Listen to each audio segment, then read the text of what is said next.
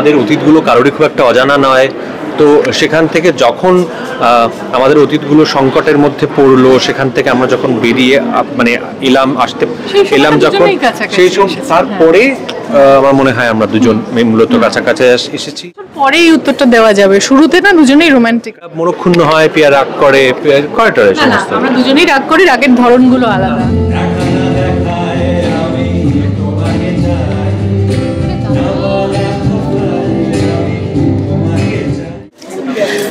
আমার সঙ্গে এখন যে দুজন মানুষ আছেন তাদের সম্পর্কের বেসটা হচ্ছে বন্ধুত্ব, তবে সেই বন্ধুত্বকে সুরে তালে ছন্দে আরও জোরালো করেছে তা হলো গান। আর সেই কারণে আজ গানে গানে প্রথমবার এই শহরে তারা একে অপরকে বুঝিয়ে দিলেন, প্রথমত শেষ পর্যন্ত সর্বত্র শুধু তোমাকেই চাই, তাই তো?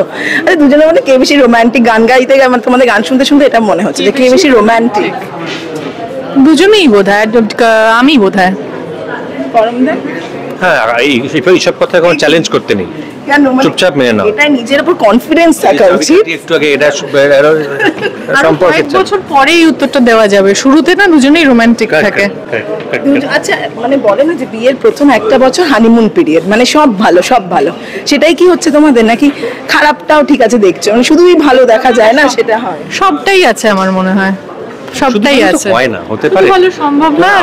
আমরা এই যে এত বয়স ভাগ করে আজকে বোঝালাম, আমরা দুজনে যে বয়সে এসেছি, আমরা ওই রকম হানিমুন ফেজে থাকা খুব মুশকিল, যে একটা মানুষকে দেখে বুঝতেই পারছি না যে তার মধ্যে কি কি ভুলভাল জিনিস থাকতে পারে।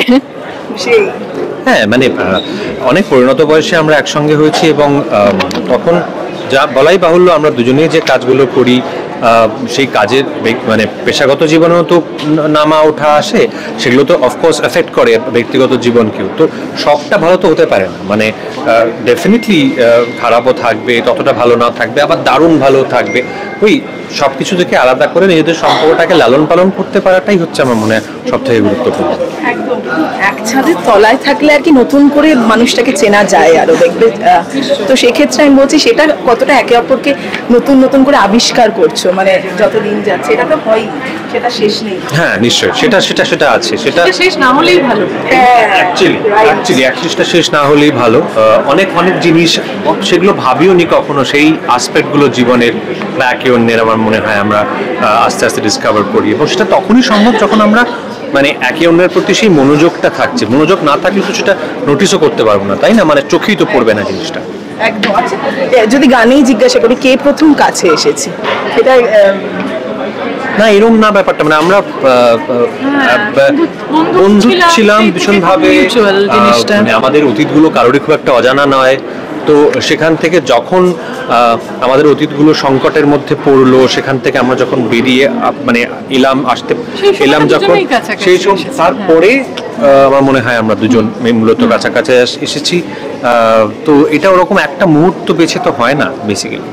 বন্ধুত্বটা রেখে তো বারবার তোমরা বন্ধুত্বের কথা বলছো, যেটা আসলে সম্পর্কে বেস, সেটা হারিয়ে যায় একটা সময় পর।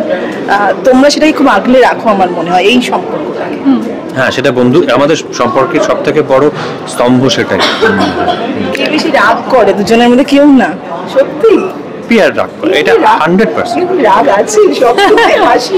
আমার এই ইমেজটা রাখতে ভালো লাগে বাইরে, যে সবাই শুনে ভাবে যে টপ দিচ্ছে।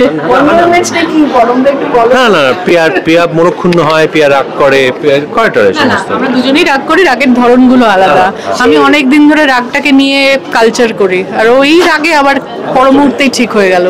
ঠিক আছে, এবার ওখান থেকে আমাকে পিয়ার বলে দিয়েছে শেষ করতে হবে, যে অনুষ্ঠানটার জন্য পাওয়া সেটা নিয়ে একটু কিছু শুনবো। মানে এই আজকের অনুষ্ঠানটা, এটা আমাদের কলকাতাতে প্রথম পারফরমেন্স ছিল এবং খুব স্পেশাল ছিল, যে সেই কারণে কেসিসির মতো একটা প্রেস্টিজিয়াস জায়গায় আমি আর্টস ফেস্টিভ্যালের মতো একটা প্রেস্টিজিয়াস ফেস্টিভ্যালের ইনগরেশন শুভ সূচনা হলো।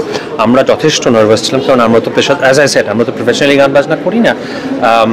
তো এটা একটা ইমপ্রম্পটু পারফরমেন্সের মতোই, আর আমাদের যে শিডিউল থাকে, আমার বিশেষ করে তাতে খুব নিয়মিত গান বাজনা নিয়ে মানে রিহার্সাল করার সুযোগও হয় না। আমরা হার্ডলি 2টো রিহার্সাল প্রপার করতে পেরেছি আমাদের যারা মিউজিশিয়ান বন্ধু ছিলেন তাদের সঙ্গে। সো ডেফিনেটলি নার্ভাস ছিলাম, বাট কোথাও একটা ভরসাও ছিল যে